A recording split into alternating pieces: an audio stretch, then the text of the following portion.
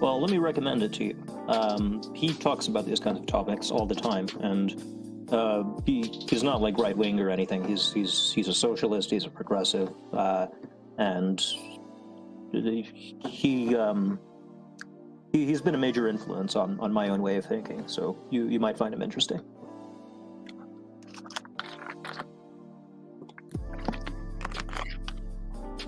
No, it's just expelled the way it sounds.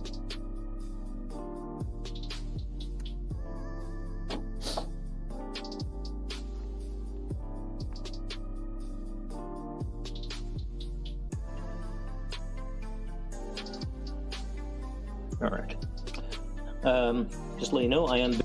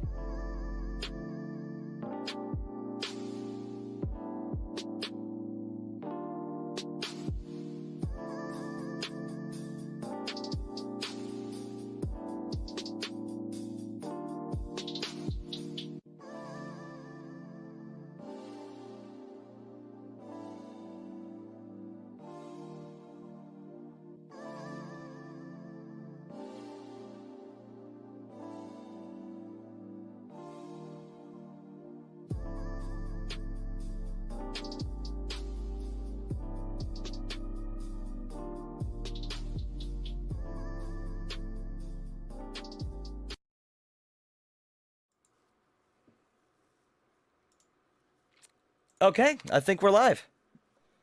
Hello, everyone. Thank you for tuning in to this absolute internet bloodbath that we are about to have between my opponent, King Crocoduck, and yours truly, the ever amazing Justin, aka a thousand different other names. Uh, wow, that was a very a cringy opening, and I apologize for that. Without further ado, I'm gonna give you guys a little bit of. Well, first, actually, just say hi, Casey. Make sure everyone can hear you. Hello, everyone. Can you hear me? I sure hope so. It looks, yeah, there we go. Just waiting for confirmation that we can actually hear him.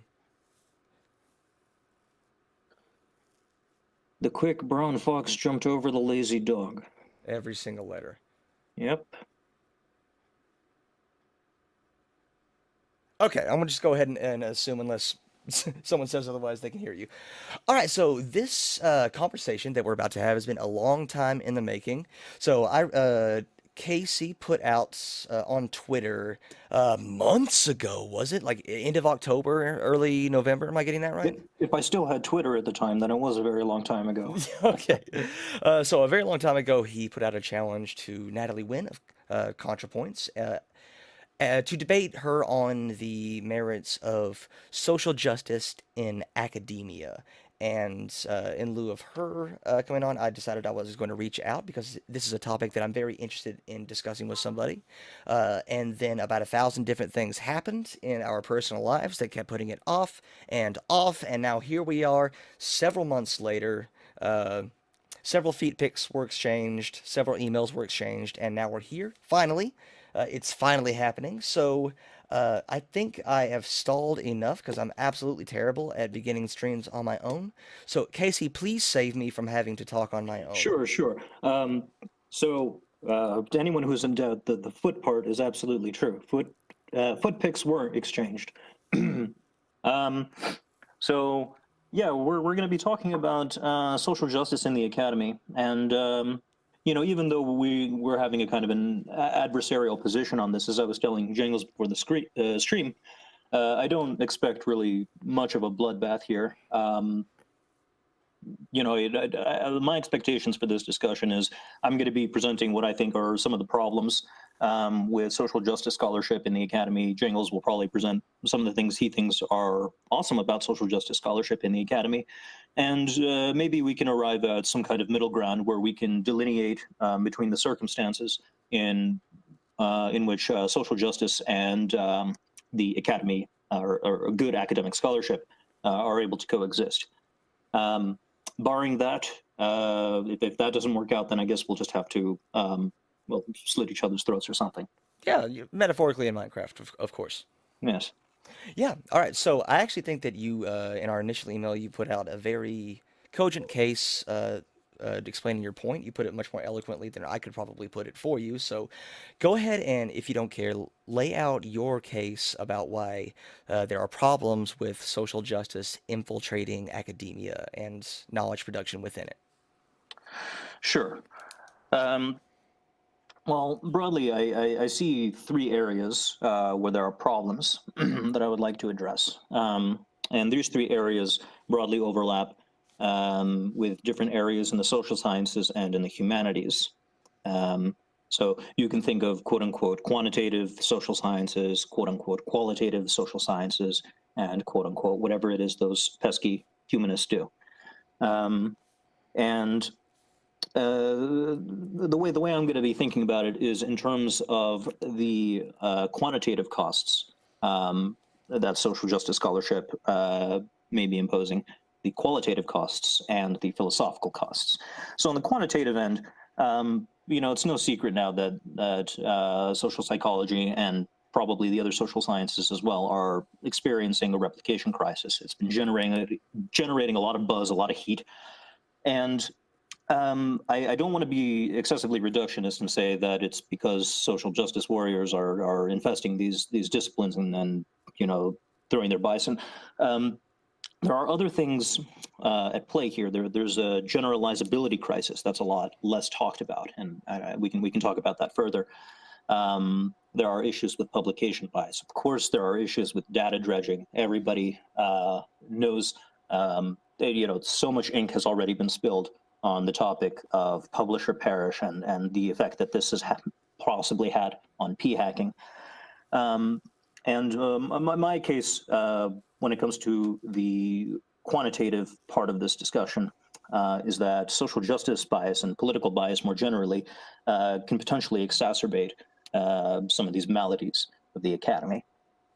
So that's on the quantitative end. On the qualitative end, I have critiques of the interpretive frameworks that are being made use of by virtue of the fact that they seem empirically unaccountable. It seems that no matter what the data is, no matter what evidence is provided, there is a way of interpreting that evidence in such a manner that a preferred conclusion is going to come about.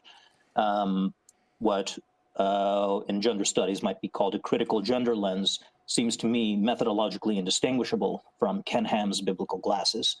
So that's on the qualitative end. And then on the philosophical end, this is what I talk about the most on my YouTube channel these past few years. And that's the development of epistemologies, theories of knowledge intended to accommodate overt bias of the sort that is amenable to the theorists coming out with these theories. And I have expressed my doubts about these theories of knowledge. And yeah, those are kind of the three horns of my disputes with social justice bias in the academy. Okay, I think I broadly agree with, well, some of them, of course. So the replication crisis, absolutely. I think that it is a huge thorn in academia at the current moment that studies aren't funded that are just replicating other studies that have already been done, or at least that's not the case that I have seen at my university. It is really hard to convince any sort of funding agency to say, hey, I want to do this exact same study to see if I get the same results. So I would absolutely agree with that. There are a lot of things in academia that I think are that have a ton of problems with them, not the least of which being the rise of academic capitalism and the influx of private money for corporate interest in order to do studies that necessarily kind of have the same problems that you just described. Like, of course, you want a specific result if someone who has paid a lot of money is seeking a certain result. That's I agree. Yeah, the corporatization of the academy is a huge problem that I hope to touch upon in future videos. But please continue. Sorry for interrupting. No, that's fine. Absolutely. The amount of research that I would need to do to understand that better is daunting and terrifying. So I'm just going to pretend that I know more than I'm letting on and move on. In terms of the qualitative aspect, so empirically unaccountable, I think I see broadly what you're trying to say there. So when you say something is empirically unaccountable in terms of qualitative studies, can you elaborate just a little bit more on that for me, please? Sure, and it might be instructive to bring out an example. It's actually the example I'm going to be using for my next video. It's about spoilers. macho sperm. Yeah, it's literally about macho sperm. Wait, what kind of sperm? I have to know. Macho. Macho sperm. Yes. I'm writing that in all capital letters, okay? That should be my username for another YouTube channel. There you go.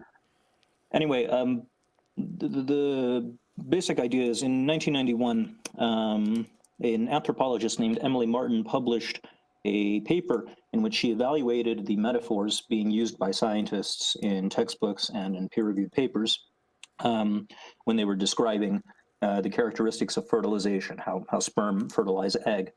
And by her reckoning, the language being used betrayed an androcentric bias, a masculine bias that was shaping scientists' understanding of how fertilization takes place. And by her account, there was evidence emerging in the 1960s that scientists were ignoring up until the 1980s, or at least that they didn't know what to do with up until the 1980s, when these social critiques started coming around and when gender roles started changing. And only now did scientists begin to see, oh, wait a minute, the egg is not as passive and feminine as we used to think, traditionally feminine.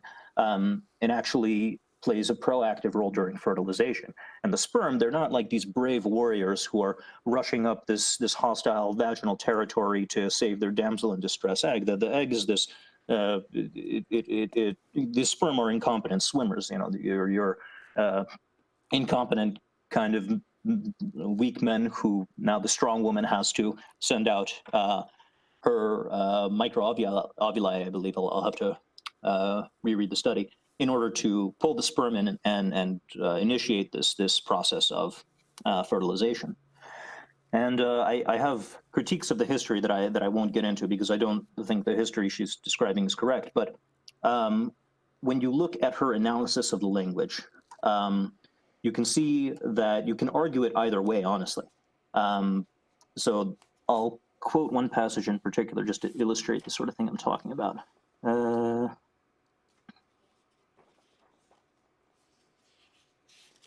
Okay. She says, the egg coat, its protective barrier, is sometimes called its vestments, a term usually reserved for sacred religious dress. The egg is said to have a corona, a crown, and to be accompanied by attendant cells. It is wholly set apart and above, the queen to the sperm's king.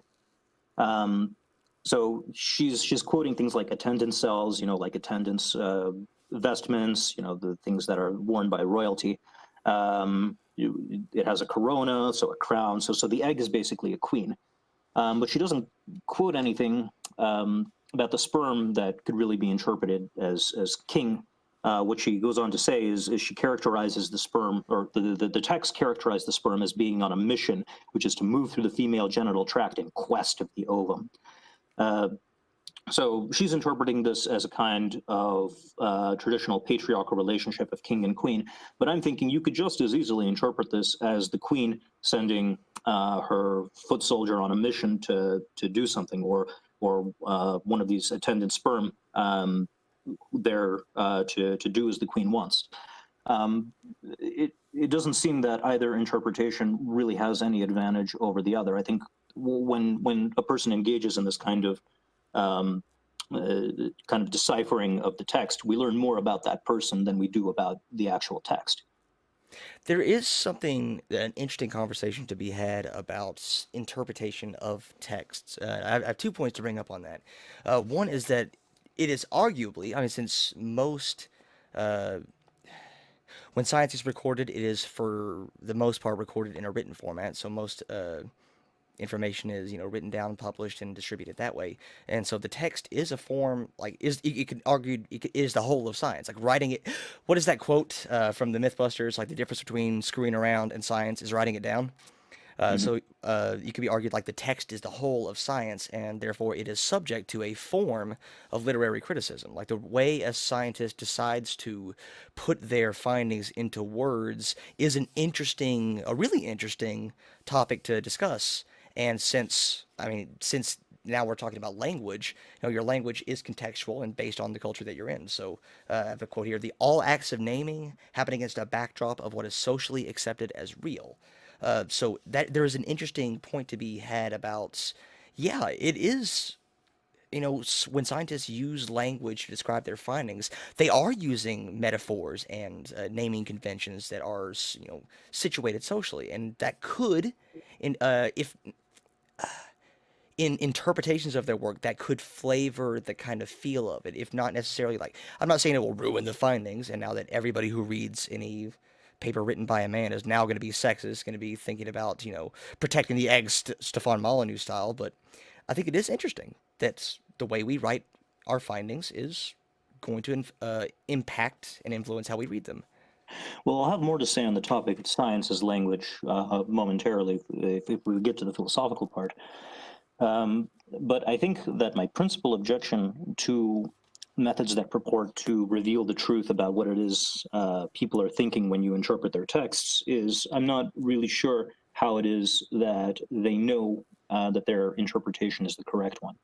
And as a thought experiment, she admits later in her paper, and I'm quoting, "Far less is known about the physiology of sperm than comparable female substances."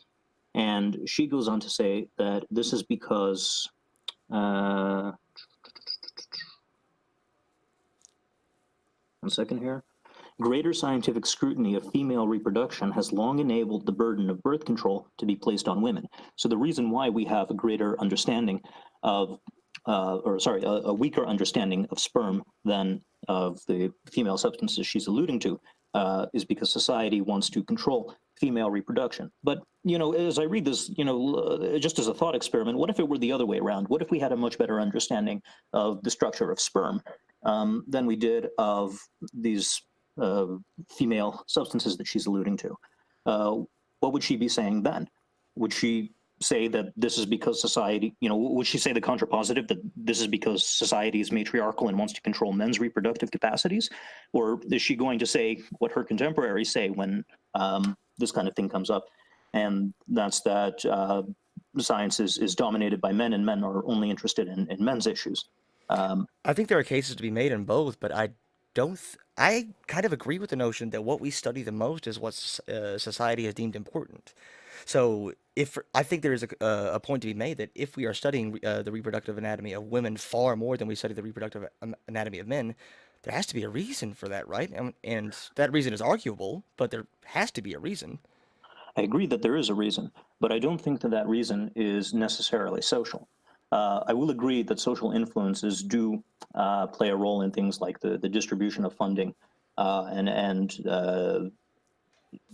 whatchamacallit, the intensity with which some subjects are pursued in relation to others. That's trivially true. But I think fundamentally the reason why we have a better understanding of the female reproductive system isn't because of some. It's not as a result of the demographics involved, but rather because the female reproductive system is much more important to fertilization. Nobody is trying to clone animals out of sperm. They're only using eggs to do this. I think that fundamentally it comes down to epistemic values that are independent of social values. Values like predictive accuracy and explanatory efficiency. I obviously agree that those things are very important, accuracy and predictive value. But I mean, the history of science is one of, social influence dictating like how we interpret results, correct? Well, I think it's useful to delineate between three different aspects of the scientific enterprise. And when I'm talking about the science, I'm talking about specifically the cognitive content of science, the content of our best empirical theories. And I think this is distinct from these other two categories I'm about to lay out, which are the extent to which we pursue one science in relation to another, and the types of resources available to us in order to be able to pursue said sciences. That's one that's related to what ultimately comes out in the cognitive content of our best empirical theories, but it's conceptually distinct. And the other is the rate at which scientific knowledge advances. So whether we acquire a particular aspect of scientific knowledge today or 2 years from now as a consequence of social relations, it's also related to the cognitive content, but it's still conceptually distinct. So these first two categories, the extent and urgency in which we're going to pursue some question in relation to another, how much we're funding them, what resources are available and that we're willing to dispense, that's socially influenced. The aspect that involves the speed with which scientific research can accrue, that can also be socially influenced. But when it comes to the actual cognitive content, what is contained within our empirical theories, I think that historically, looking into natural history, this precedes even the existence of societies, even the existence of human beings. I'm sorry, can you explain that last one more time for me? Sure. So when we are developing our models of the world, we're engaging in a process that I think is continuous with our natural history. We're always engaging in the development of models, regardless of whether or not occupationally we're scientists. I'm receiving information. I'm receiving sensory inputs, with my five senses. But that's being organized in a manner. My mind is organizing this information and sorting it in order to produce a model of the world. When I walk through a forest, I don't see browns and greens and grays, right? I see squirrels, I see rocks, I see trees. And I think that if you look back into our evolutionary history, and look at the role that's being played by the capacity to develop increasingly accurate and efficient models of the world, I think a picture begins to emerge of the scientific activity as having primordial roots, as being fundamentally a natural activity, even if later on social species come along and they, humans in particular, having language, are able to communicate the models and talk to each other about it and improve the models. At its core, the development of models, I think, is a natural process, and it's a process whose cognitive contents are unpolluted by society, at least when it's done well. What do you think of all that? I'm sorry, I'm writing that down. I'm a slow writer and I like to take notes. Sorry. You're good. Development of models is a natural process. I think I agree with the spirit of what you're saying, but where I disagree is that I think beyond instincts, that all of the knowledge that builds upon itself and that is passed from generation to generation is necessarily social.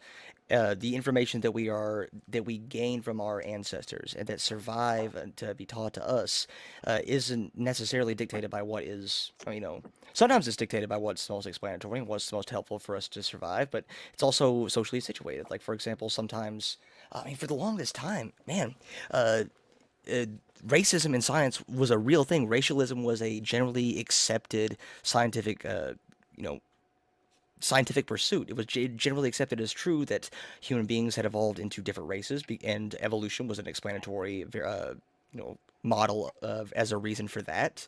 And a lot of the reasons that happened, for example, the reasons that okay, we have five different distinct races and evolution helps explain it, wasn't because science told us that. It was because the social situation that naturally saw a hierarchy of human beings, or even human beings and then subhuman beings, that came first, and then science came along to explain the social aspect of it.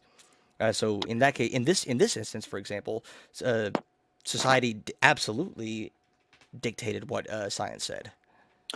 Well, I think there's an argument to be made that what they're engaging in is not actually properly science. If you take, for example, phrenology, initially, as far as I'm aware, it wasn't motivated by racism. I might be wrong on this point, but I believe they were just trying to explain the contents uh, of human cognition in terms of what they could see physiologically in the shape of the head. And I think as science matured and as the evidence started coming in, it became clear that this was not correct, and there's nothing to be gained from this model. I mean, we have to, I think, understand science as having a function, and that function relies upon epistemic values rather than social ones. And those epistemic values I characterize in terms of what I call the big four. These are the big four operational criteria that I think are common to good scientific theories, that all scientific theories fundamentally aspire to. And these are predictive accuracy, explanatory efficiency, optimal flexibility, and rational coherence. And I think that if you're engaged in the business of developing a model that is in contravention of the big four, I don't think that what you're engaging in is properly science.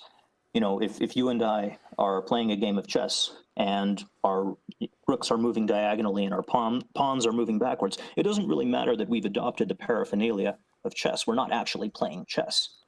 And in the same way, you can see where I'm going. Yeah, of course.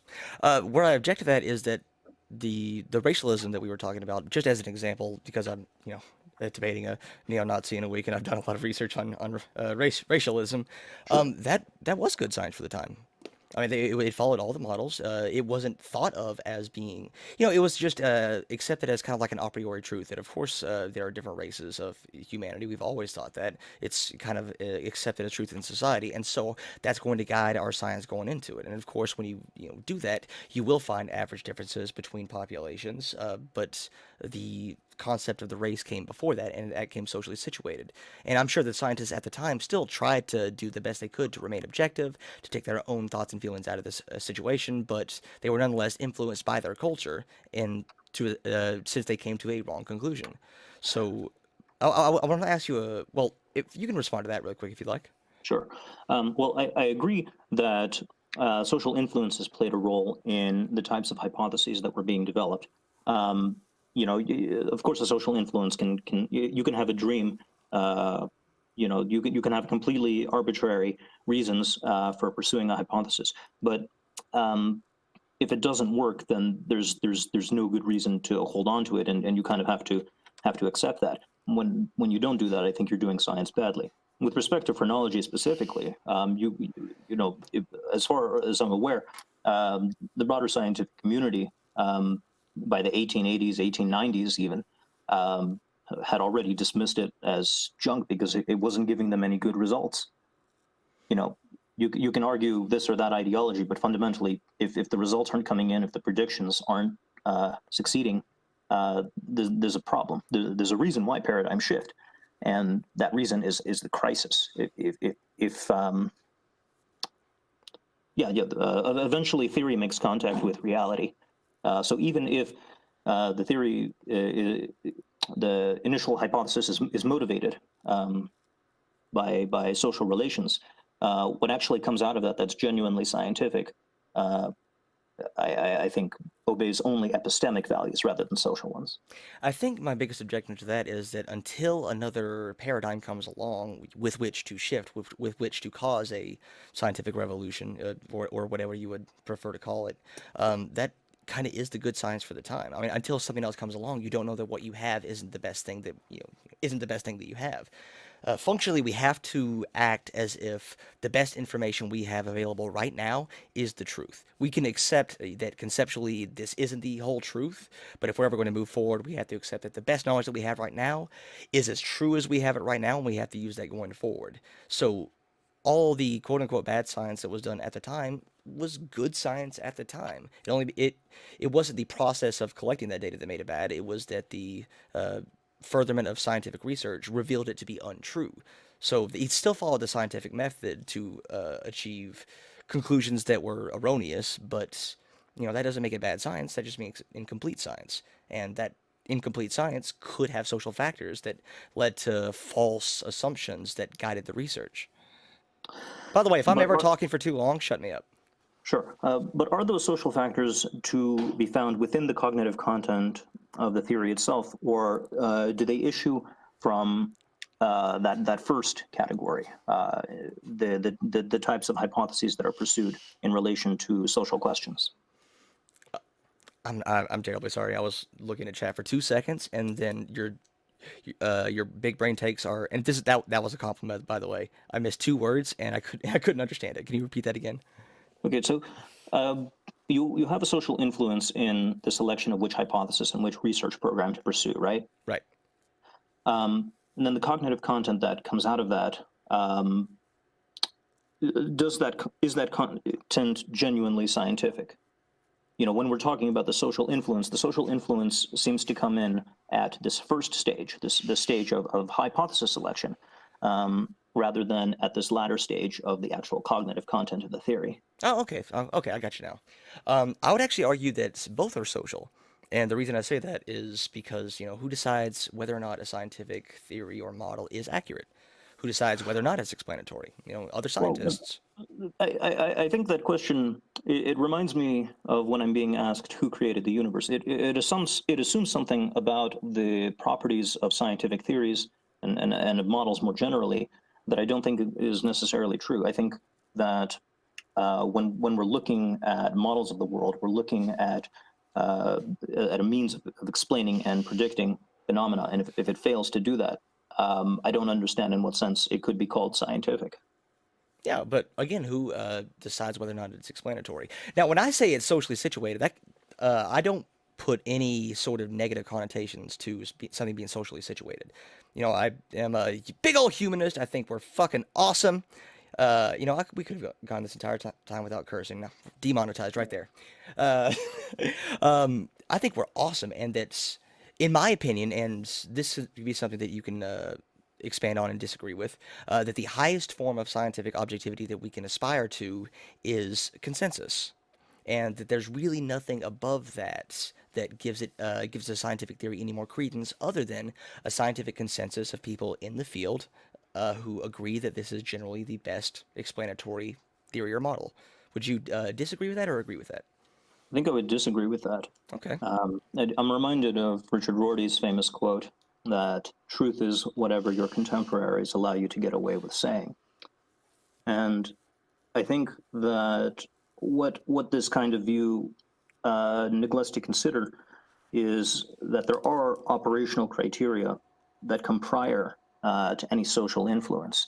We wouldn't have been able to survive for this long if it were strictly a matter of consensus. It's not exhausted by ideology. There's something more fundamental to it. If the model doesn't work, it's going to be abandoned. Yes, there's a community of scientists involved, and they can adjust the standards for what constitutes good prediction, good explanation. But the impetus for that fundamentally isn't social but epistemic. Do you think that there? I'm trying to think of a way to phrase this. Do you think there's something outside of humanity, outside of the shared human experience, or for whatever meaningless statement that is an objective truth? I'm agnostic on that. I don't think that it makes any sense to talk about an abstract metaphysical entity that exists just beyond the veil of our experience. I think that all things that exist within the totality of our best empirical theories. I would actually agree with that. But And just before you respond to that, I think that the contents of our best empirical theories, when those theories are done well, are influenced by epistemic values rather than social ones. I guess I'm having trouble distinguishing between epistemic values and social values because just the word value there is throwing me off. Sure. So when I'm thinking of epistemic values, I'm thinking of the things pertaining to our understanding, things pertaining to our knowledge of the world.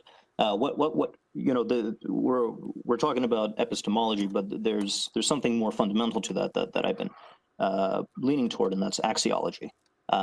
We're talking axiologically when we're talking about values, and values can come in different forms. They can come in an epistemic form, but they can also come in a moral form, with a discipline like ethics. I think there's a case to be made that axiology is prior to both. So when we're talking about values, we're not talking about something that exists exclusively within the domain of moral philosophy. We're also talking about something that exists within the domain of epistemology.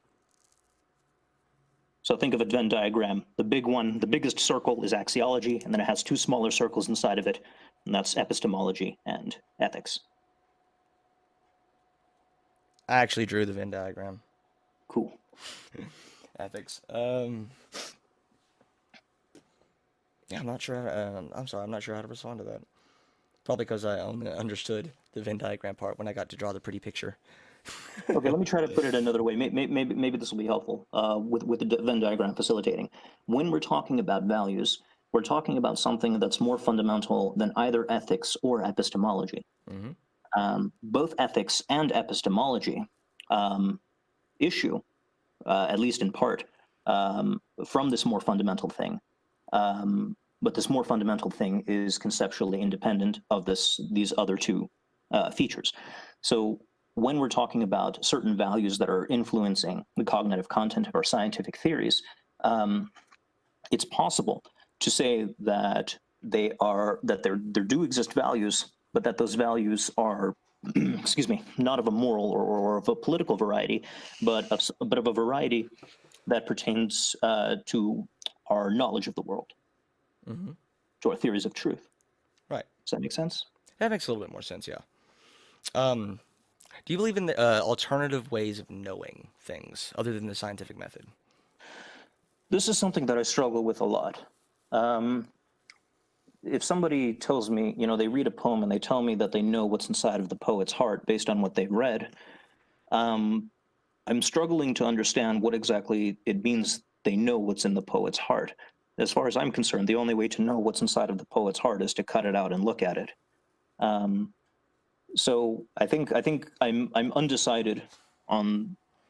I don't want to be totalitarian in the sense that all knowledge must be scientific. I do think there is a continuity between scientific knowledge and social science knowledge and humanistic knowledge.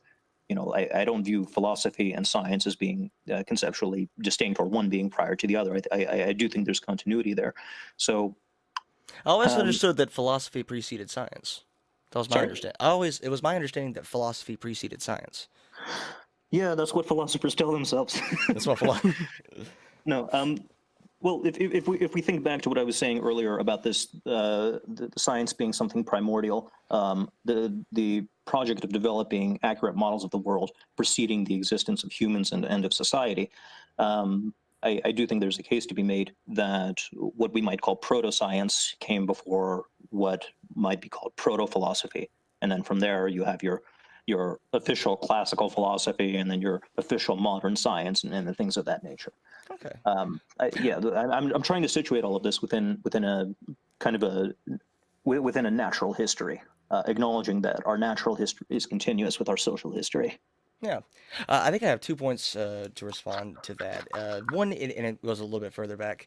I know you're not a big fan of Derrida. I tried to read him, and about 2 bottles of bourbon later, I realized that I was not going to get through it. So I read a bunch of compendiums of people who tried to understand him, and I actually think there's some validity to his idea that there's nothing outside the text. That's something that I genuinely think is interesting and a good way to look at a good way to look at text because of course there's no way to genuinely connect to another person's what they're thinking. There's no direct connection between my brain and yours. All we have are signs. We have language in one form or another, and I'm trying to put my thoughts very feebly into words in order to communicate a version of what I'm thinking to you, and then you're going to take that language and then interpret it via your own filter and try to get that concept. So we played telephone until my idea is necessarily warped by the time it gets to you.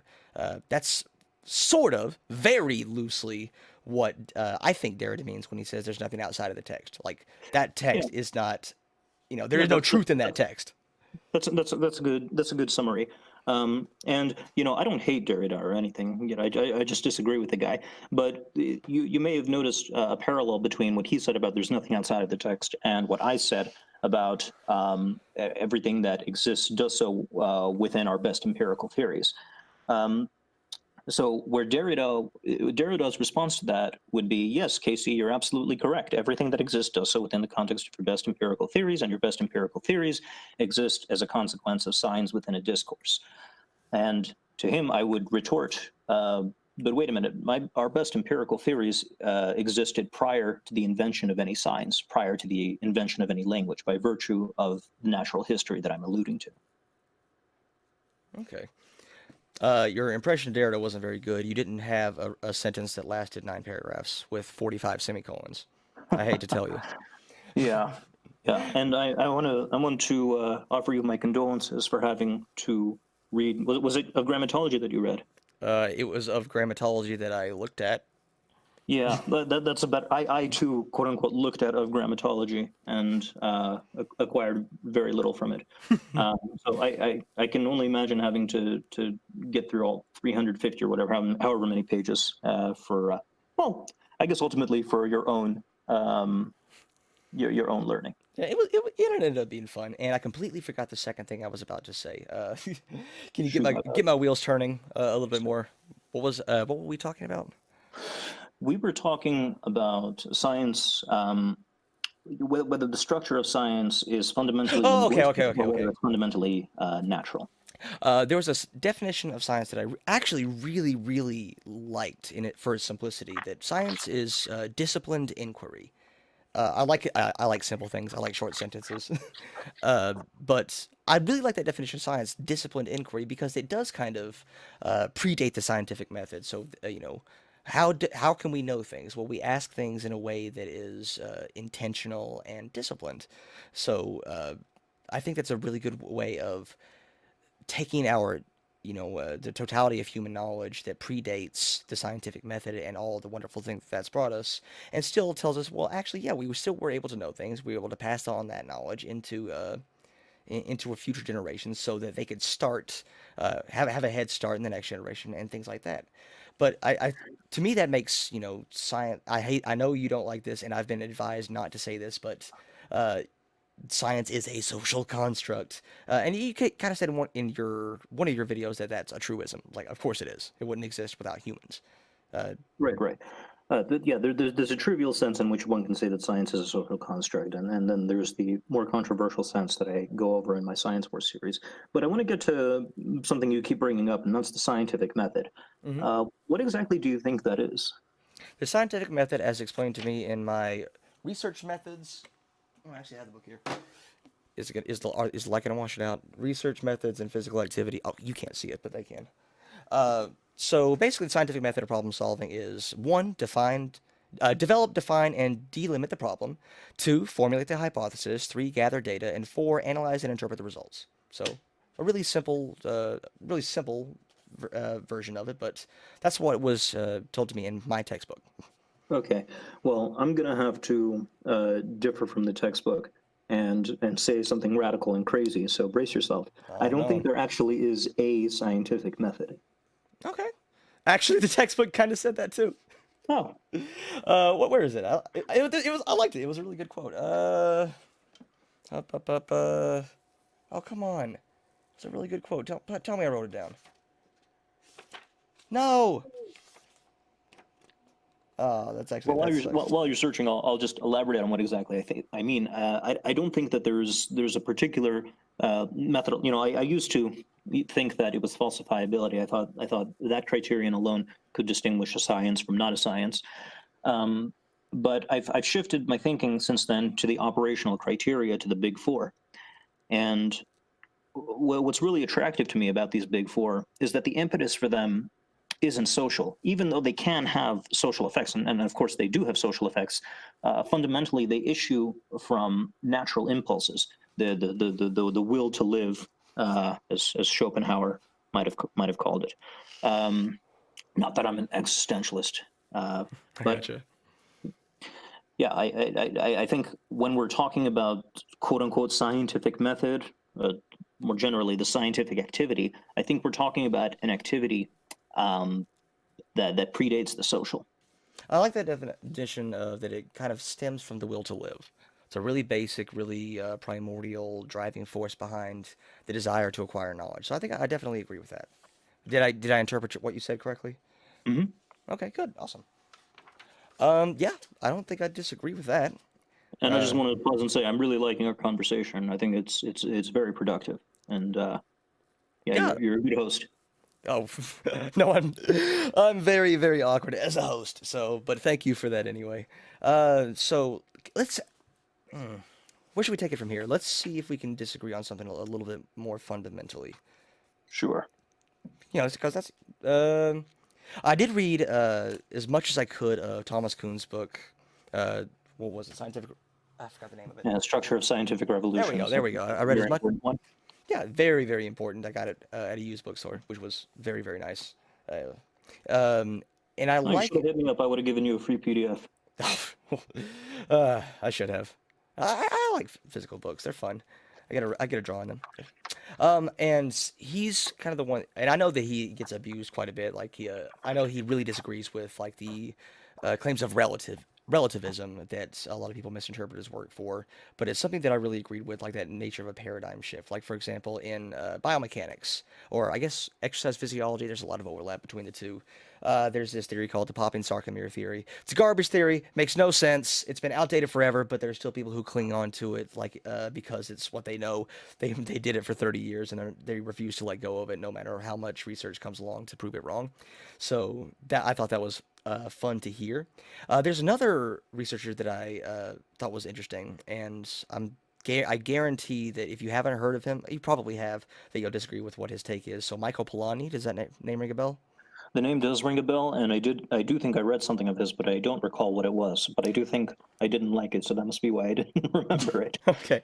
If I can completely butcher his interpretation or his argument, he says that since at every point during the scientific process, we are making decisions based on what we think is best. We are imparting our own values into what we think is best at every step of the scientific process, from the instruments we choose to the measurements that we decide to take to the selection of variables to our analysis and interpretation of the results, that scientific objectivity is something that is forever outside of our reach. Okay, so I agree with the part that he said that we make use of values when making these selections. But you can probably guess what I'm going to say, and that's that I think these values are of an epistemic rather than social nature. When it comes to objectivity, so there's a little bit of fuzziness as to what exactly that word means. Some people will think objectivity is the capacity to look at the world, have a view of everywhere from nowhere. Yeah, but I read that one. Yeah. And I don't agree with that view of objectivity. I think objectivity is the capacity to evaluate things independently of social values. You can make use of epistemic values and still be objective. But as long as you're putting social values off to the side, as long as they're not unduly influencing whatever it is you're looking at, you can still maintain objectivity. Even with your very limited and situated perspective, your position in the world. Okay, this is where I think that we might have some productive disagreements. So you just said that it is, well, I don't want to tell you what you said. Do you think that it is good to put social values aside when performing science, broadly speaking? Well, I don't want to be too broad, because clearly social values do influence those first two categories I was talking about. Hmm. But when it comes to social values influencing the cognitive content of the theory, I don't think that's good. I do agree with things like bioethical constraints upon the types of experiments we're allowed to perform. And this would fall under the category one aspect of the scientific enterprise. But so long as we're clear about where social values are allowed to belong and where, by implication, social justice values are allowed to belong. Oh yeah, that's what we were supposed to be talking about. But no, we got there. We got there. Yeah. We got there organically. That was nice. Yeah, but maybe you can see how there can be room for compromise then, if we delineate between the cognitive content of the scientific theory versus these other two categories where social justice influence may have some influence, subject to some negotiation, of course. I think, and I don't think you'll disagree with this too much, that in things like physics, the really, really hard sciences, things like physics, you get physics at the very, very top, the hardest of hard sciences, and then it gets softer and softer and softer from that. I think in the top of the hard sciences, I don't really see any, like even in biomechanics, for the most part, I don't think social justice can have an effect really either way. But as we get towards the quote unquote softer sciences, it's obviously going to have more and more of an impact because the values that we have going into scientific inquiry start to become more and more social. For example, in medical research, I think it's good and necessary to have social values guiding the research at all levels. The ultimate goal of medical research is to make people feel better and make them healthier, both of which are subjective qualities that can be socially and individually contextualized, correct?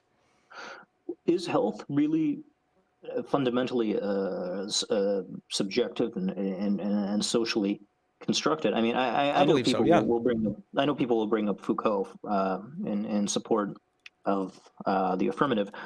Um, but I do think that fundamentally you can reduce something like health uh, in a broad and general manner to epistemic values. But putting that up to the side, just really Well, quickly, put a pin in that. I want to address what you said about hard and soft science. So I actually am not sure if there's a real distinction between the two. I don't call anything a hard science or a soft science. I think there's good science and there's bad science, and that what sorts one type of science into another is the capacity to which it adheres to the development of models that meet the big four, right? Um, So when it comes to social values creeping I don't think it's so much a function of softness as it is a function of science just being done badly. I think in terms of social sciences, that there are so many variables to consider that it is just an enormously complex beast, and it's still in its relative infancy, and that our explanatory models just aren't developed enough yet. Just because of the sheer enormous complexity there is between human interactions. Theoretically, under the paradigm of reductionism, we can take humans are made of parts that will, if you get it down to its most basic elements, cells interacting with cells, and parts of cells interacting with itself, we can predict things Yeah, at yeah. a. I don't. But I know where you're going. I'm just going to say outright, I don't believe that there's such a thing as a societal wave function. I don't think we can reduce society in the manner that you're suggesting. Right? Is this where you're going? It's what. Those methods are just not available to us Oh, at of the social. course. Oh, yeah. That I definitely agree with. It is just so far outside of the realm of current human capabilities that it might as well not exist. But that Right. doesn't mean we can't work towards better explanatory variables using what we have. Just like the earliest people figured out that rocks will fall when you let go of them. That was a step in the right direction. That it increased the amount of human knowledge. I think we can do the same thing in the. I'm just going to call them social sciences, if that's okay. We can start making efforts towards those explanatory models. They can help predict more human behavior to a greater extent. There's an interesting discussion on ethics of whether or not that's even a good thing to do to predict human behavior. I haven't seen the Minority Report, but that's something to consider. I think that kind of falls outside of the bounds of this discussion. Yeah, but If that's you're okay. touching on something that's interesting and that I want to briefly explore, Sure. and that's the role of interpretation in the social sciences. Hmm. Since these hard quantitative methods of the physical sciences are only available to a limited extent. I mean, sure, social scientists can make use of linear and logistic regression functions, um, and we talked a little bit about replication crisis and how some of the possible reasons for that, but there also seems to be this push to have an interpretive element to it, something what the Germans I think used to call Wissenschaft. I don't know if I'm pronouncing it correctly, but You are, as far as I know. what do you speak? No, No, you no, don't no, no, speak. no, no, not even a little. Uh, and that's evaluating society as a member of society. Hmm. Um, and this leads to the kinds of complaints I was talking about earlier with excessive flexibility of these models of being able to interpret things in any manner you like. And where the hell was I going with this? It was really important. It's okay. I've been there. Oh, this is frustrating. Right. So if I ask a hypothetical social scientist, why are you making use of these interpretive methods? They'll say, well, I don't have the physicist's toolkit available to me. This is the best I have. And I'm reminded of the story of the drunk man searching for his keys under the streetlight. Have you heard that one? No, I have not. So there's a police officer walking along in the middle of the night, and he sees a guy who's like rummaging on the sidewalk under the street. And he goes up to the guy. He's like, "What's going on?" And the guy, he's drunk. He says, "Oh, I lost my keys." And the officer said, "Well, okay, let me help you look for it." So he gets on the ground with him, and they start searching around under the street light for the key. And after about 10 minutes of this, the police officer is very frustrated. He's like, "Are you sure you lost your key here?" And the drunk man responds, "No, I lost it in that dark park over there." And the officer responds, "Well, why are you searching for it over here if it's in the park?" And the drunk man responds, "This is where the light is at." I actually have another a fairly short joke to tell along those lines as well. So Let's hear two it. so two men are in a hot air balloon and the currents sweep them away and eventually they have no idea where they are. So they lower the hot air balloon to the first person they find, and they ask the person that they find, "Excuse me, sir, where are we?" And the man points out, "You're in a hot air balloon." And one of the men in the hot air balloon turns to the other and says, "I bet that man is a researcher." The other goes, "Why do you think that?" "Well, he told us something that was technically accurate, but completely useless." That's Uh, pretty fun. Yeah, so we get a lot of that in the physical activities. So, for example, you can do all the laboratory tests you can in the world on muscle physiology, but the laboratory tests you do on muscle physiology and how muscles behave under extremely strict conditions are so far removed from how actual training works that you're almost better off trusting a coach's instinct or gut or any number of completely unscientific methods because oddly enough that coach's gut might have more explanatory value than the laboratory test would be. So, But if but if it has more explanatory value, wouldn't that make it more scientific? I guess it depends on the. Well, yeah, if we're using that definition of scientific, of course, yeah. Yeah, so I'm looking at it as operational criteria rather than the use of paraphernalia. To think back to our example with chess.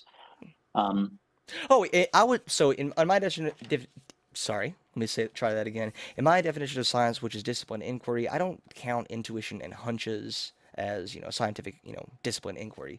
But nonetheless, that unscientific method of problem solving could be more explanatory for an athlete than something like a laboratory test. So is, the is there example, anything I can do to convince you to adopt my operational criteria uh, as your definition of science? probably, yeah. One more time. Do you care? Just one more time, because I want to try to write it down. Sure, I'll give you time to write down the big four. So the big four are predictive accuracy, Predictive accuracy, explanatory efficiency, explanatory EFF, mhm, optimal flexibility, optimal flexibility, and rational coherence. rational coherence. Yeah, Mhm. I think that's perfectly fine. And science is the set of activities, not any particular method, but any activity um, that allows us to develop models that increasingly meet these operational criteria. So the coach's hunch, um, even though you're not able to necessarily operationalize that within a scientific context in a manner that allows for better prediction and explanation than what you might call this folk theory. Um, you can work toward the development of that model, and eventually, when you do have that operationalized, uh, that operationalized model, then you do have your replacement of the old coach said so model, the old coach said so paradigm. Okay. Um, yeah. Just really quickly, just to show you the extent of my commitment to this view, if wiggling our ear and sticking out our tongue gave us a means of being able to predict and explain data, or better and explain things, I would consider wiggling your ear and sticking out your tongue as part of the catalog of science. I've never tried it, so I can't say whether that would work or not. Yes, So that must be why. that must be But why. do you see where I'm coming from, though? No, yeah, actually, yeah. If I'm honest, I'm surprised. Yeah, I'm surprised you take that position, and yeah, I definitely agree with that. It is whatever has the most explanatory value. I thought we were going to have a fight. So, from what I understand, you aren't opposed to things like qualitative research, right? No, no, no. The qualitative and quantitative, these both have a place in the physical and the social sciences. Um, what matters is that we have to have we have to be careful that we're not giving too much license to the drunk man who's searching under the street lamp, because the keys are in the park. But that isn't a license to look under the street lamp. That means we have to engage in the development of methodologies that will allow us to search in the park, be those methodologies qualitative or quantitative. And my critique of the qualitative methodologies is that they involve not all qualitative methodologies, but the bad ones. They involve rummaging on the sidewalk where we know the keys are not at. We know that literary criticism isn't a way of predicting and explaining phenomenon, but it nevertheless occupies a central position among certain qualitative methods. You know what I'm saying? Yeah, I think I understand what you're saying.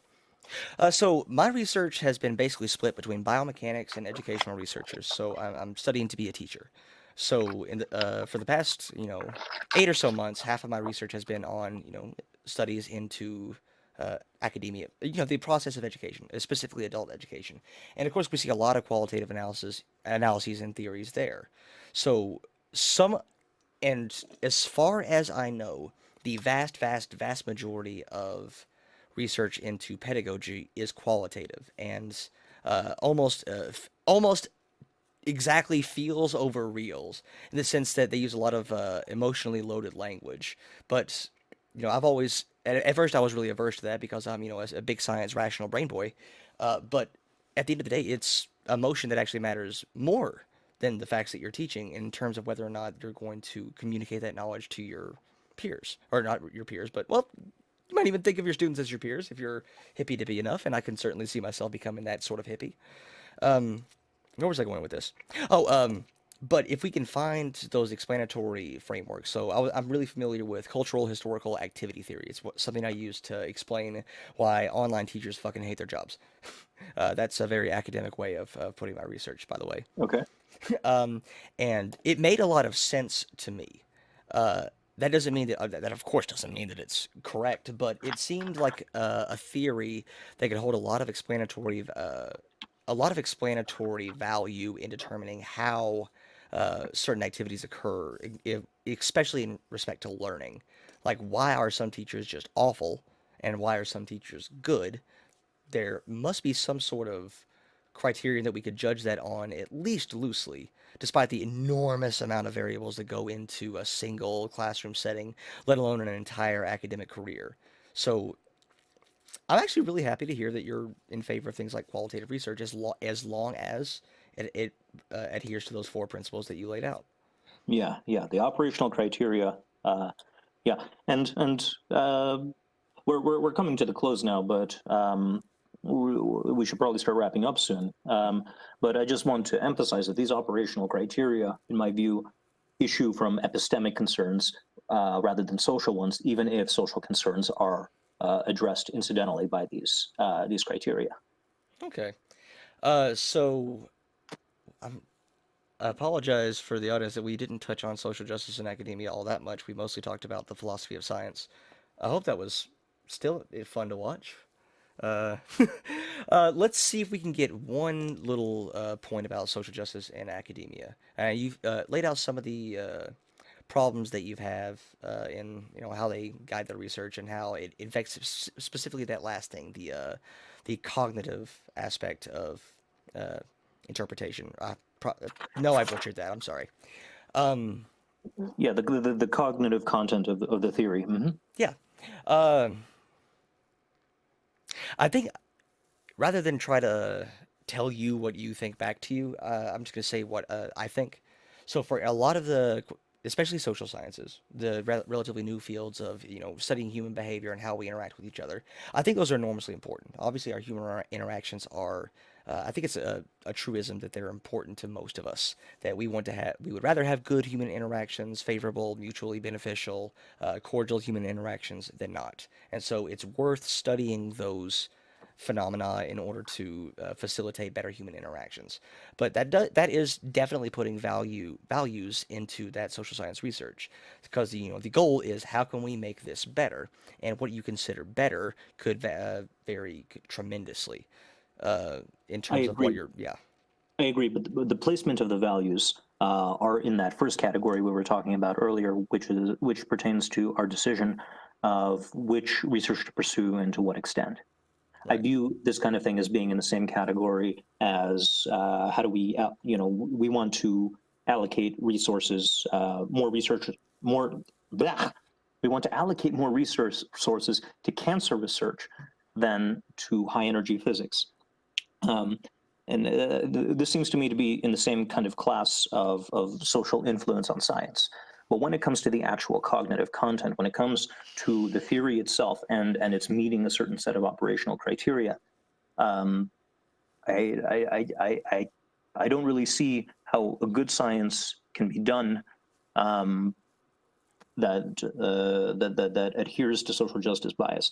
Now, I acknowledge I probably shouldn't be so quick to say that. I acknowledge the possibility, as I said earlier, of wiggling your ears and sticking out your tongue, and there's a way of acquiring this theory that meets those operational criteria. To my knowledge, social justice bias hasn't had a role in facilitating that. Oh, hell yeah! I can disagree All right, cool. cogently. Woo! Cool. Uh, We have like 8 or 9 minutes, so okay, let's so try to let's. get into it. All right. The blood will be so sweet. It has been boiling this entire time. All All right. right, let's go. So let's say that you were trying to figure out a way to convert homosexuals into straight people, Mhm. and you conducted. You have a model that is very accurate in its predictions. It's very efficient in its explanations. It's very flexible. It's optimally flexible, and it has a rational coherence to it. Would you consider that good science? Yeah, Yeah, okay, so you would consider that good science. And of course, a social justice advocate would say, well, no, that's bad science because it's harming other people. It goes against what science ought to do. And so you can see where the value is the social justice values there become really complicated, even though they're attacking good science. I see. So can we agree on a distinction then between the content of the cognitive content of a scientific theory and the application of the scientific theory? So the I acknowledge physics. there's a distinction there, but I think it's a distinction without a meaningful difference. I mean, How come? because you don't really perform science in order for it to just stay there. It's usually to some greater purpose. You want to apply that science. Really? I think so, Yes. yeah. What about particle physics? Oh man, I have. You can make up a definition of particle physics right now just to mess with me, and I would believe you. Well, okay. Well, let's talk about theoretical physics. I do know that historically, things that start out as theoretical physics. You know what? Let's not even go into high energy and particle physics. Let's go into black hole cosmology, right? We acquire knowledge of black holes. What social purpose does that serve? I don't really. Well, other than our like general social curiosity, I'm not sure. Is curiosity a social phenomenon, though? Is it I something think that you so. choose I think because that what you're curious in is heavily dictated by your culture. Yeah. it can be influenced by it, sure. Um, but the feelings of curiosity, the desire to know things, wouldn't that be part of that impulse that we agreed upon earlier? Oh, Uh, absolutely. Yeah, general curiosity, absolutely. But that yeah, general curiosity can be focused, and really can only be focused on things that are in your environment, which is heavily dictated by what culture you live in, right? yeah, I agree. So curiosity is the clay. Well, okay, when it comes to curiosity, nature is the clay, and society shapes that clay into whatever shape of the thing you're curious about. That was a horrible, horrible metaphor. No, it worked. But okay, um, where's I'm trying to locate our disagreement. Um, to bring it back just a little bit, so I actually agree with you in that uh, a a really well done model that could successfully convert homosexual people into heterosexual people is by definition good science, based on the criteria that we've set. It's and even based on the criteria that I've set, we figured out something that is true, something that we can do, and something that's an actionable task that can be occurred. But I think social justice has a right, and it is a moral good, in my morality at least, to step in and say, well, no, this science is bad because this science coming into existence puts it into perspective that sexuality can be changed, and then it will be used by people who think it ought be changed. So it is a net, in my worldview, it is a net negative to society that this good science was done. Does that make sense? I think I see where you're coming from, and I have to fundamentally disagree. Finally, um, Finally. because yes, because I think I do still believe in this distinction between application and theory. And just to give an example of this, you take ammonium nitrate, which it plays a central role in the Haber process, and the Haber process is what raised human care. There's carrying capacity for human beings to the billions. I mean, literally billions of people are alive because of the Haber process. But at the same time, ammonium nitrate is a central ingredient in explosives. All of the explosives used in World War II, with the notable exception of two of them, made use of ammonium nitrate, and also excluding, I think, TNT. I'm not 100% sure. But so you can kind of see here, it's a double-edged sword when it comes to how you can apply scientific knowledge, but the knowledge itself seems to be value neutral. I could see that to a certain extent, but I still fundamentally disagree that there's a meaningful distinction between that knowledge production, that knowledge existing, and its application. Because, now in order for knowledge to be applied, it must exist first. So there's a direct through line between the knowledge coming into existence and then its application. So, Sure, but the knowledge existing is more fundamental, right? But the application, the existence comes prior to the application. yeah. So the knowledge existing on its own, it's value neutral, and then when it's applied, now there's a value component that's attached to it. Is my point of view. Okay, do you think that social justice advocates would be right or wrong to protest research being done that would cure people of homosexuality? Do you think social justice advocates would be right to do that? Well, I don't know if it means anything to say cure homosexuality, but and I think they have the right to protest whatever they like. But when it comes to research into that, you know, I do think this would fall under category one, like we were talking about earlier, resource allocation and the extent to which we're willing to pursue a particular scientific activity. Um, I would not agree with them. This would be one of the areas where social justice advocates and I would butt heads, but it's not because of any particular negative feelings I have toward gay people. I just think that the proper function of the scientific activity is the production of knowledge, and that knowledge itself is fundamentally value neutral. Um, Well, socially value neutral. Obviously, there are epistemic values. okay. I guess that's where our primary, and I think that you need to go soon. Is that correct? Yeah, Okay. I want to say one last thing, and I'll let you wrap us up, okay? sure. So I do think that there is that social justice, and I define social justice very broadly. It's just the betterment of humanity, as vacuous as that statement is. That should be the goal of why we conduct science, either to for the joy of learning, or for the betterment of humanity in some sort of technical process. Like we can cure something, we can make people's lives better, and all the value-laden language that entails. I think that's something that we ought to do, and I think that the production of knowledge that would harm humanity ought to be protested against and ought to be stopped. Like the knowledge for its own sake is fine unless it harms other people. I think social justice is a good lens. Maybe not the way that I know social justice is very, very divisive, but I hope that I've defined it broadly enough to say that if there's some form of social justice that we can agree on that ought to guide scientific research. That's my opinion of, and so in that case, our fundamental question that we've that we were supposed to talk about, and we did. We did. I think it was really fun. Uh, It was a good talk. yeah, I think it. I don't have anything to wrap up on this point. I mean, I guess I would respond by saying that what you're talking about when it comes to the betterment of humanity, uh, well, the betterment of humanity implies betterment of each individual, and I could talk about the primordial origins of that, of how the science accommodates those impulses that come prior to the existence of any society, but. We are coming short on time, and That I could just want be to another discussion, possibly, a robust yeah, discussion. yeah. So this has been a very good discussion. I had a very good time, and I enjoyed reading and preparing for it as well. And you Oh, mentioned you did too. This is a very broad, very rich topic. yeah. Uh, I did not get into a tenth of what I researched, but I guess that's a good thing, right? I well, all you, that you learning. you still gain something, Yeah, and exactly. I still got something. I still had a lot of fun.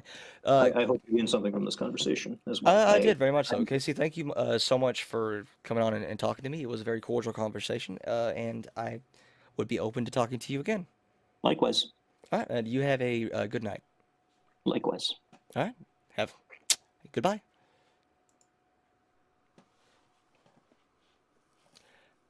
All right, chat. What's up?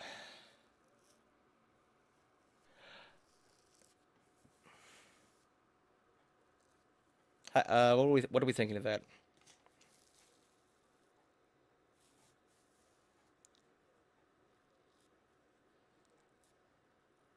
Oh, thank you, Blue Horizons.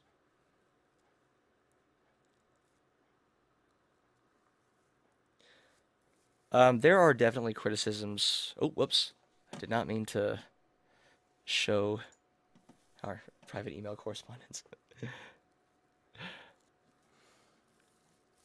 I think there are definitely criticisms to be levied at me for, well, my performance in that, and I'm very welcome to hear them. Um, but I enjoyed the conversation. I feel like I learned a little bit. There's some more perspectives that I haven't had considered very fully that I enjoyed. Um, I was a, didn't want to bring up any. I was enjoying the conversation and I liked where it was heading, so I didn't want to bring up any of the drama that surrounded King Crocoduck. But I still think it was. I had fun.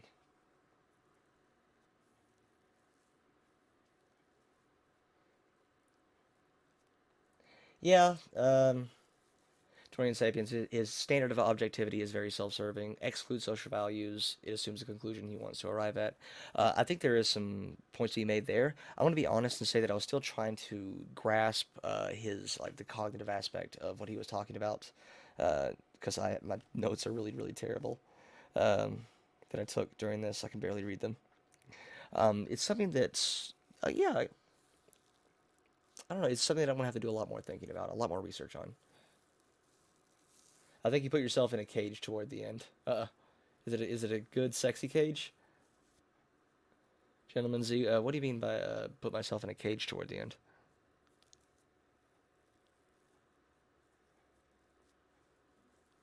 The M Hatter, I think it went okay. I enjoyed the conversation. It wasn't combative. I don't think, there are probably not any clips in there, or at least I hope not, of either one of us getting owned in discourse.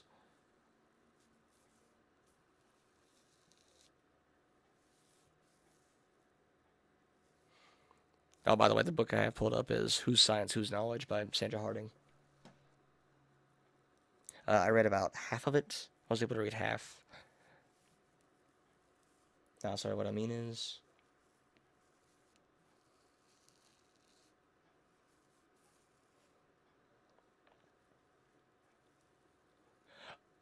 oh crap, a super chat. All right, would I ever? Thank you, Our Father in the Stream. Would you ever have a stream discussion with Benjamin Boyce? He's a professor from Evergreen who has many similar grievances against Sockjus in academia.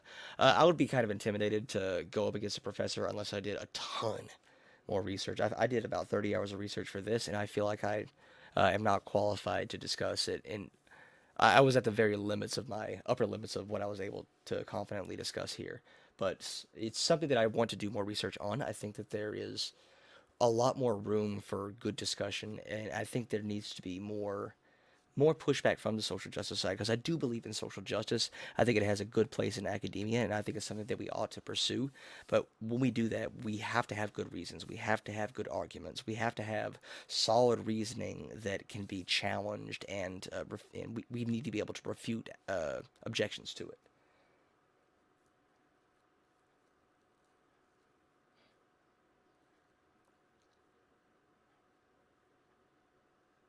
Like you had kind of a conflation of good in the sense of function and good in the sense of moral. Uh, I Again, I think the function and morality, it's a distinction without a difference. I think that, the function of something has a moral component to it. Like, whether or not something is good or bad, I think it's necessarily a moral judgment. Like, you could judge the function of well, again, I'm sorry. I'm still thinking my way through a lot of this stuff. I apologize that I'm not uh, super uh, salient in the points that I'm trying to make. Again, it's something that I've been doing a lot of thinking on, and still trying to formulate my opinions. You seem to conflate truth we make in science with why we might be interested in them. You also seem to think that all reasons for being interested in a proposition is situated within morals or something akin to that. So morality is another field of philosophy, ethics, things like that. Something that I need to do more research on. I can't remember. There was a so yeah, something I should probably do more research on. I think that's a fair criticism.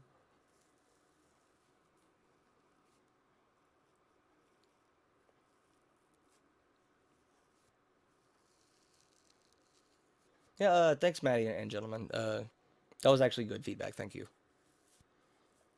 Yeah, something I need to think a little bit more about.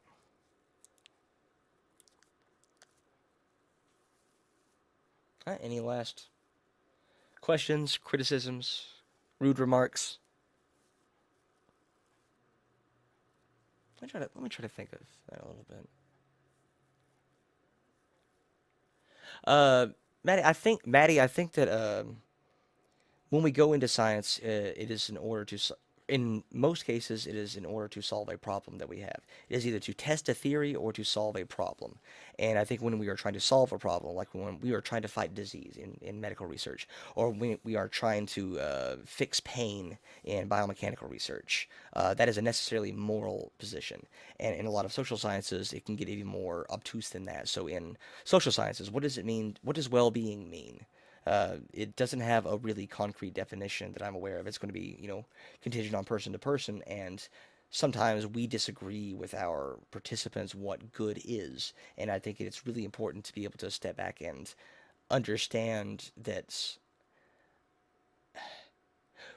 it is okay to want the best for your participants, and it is okay to form that opinion subjectively.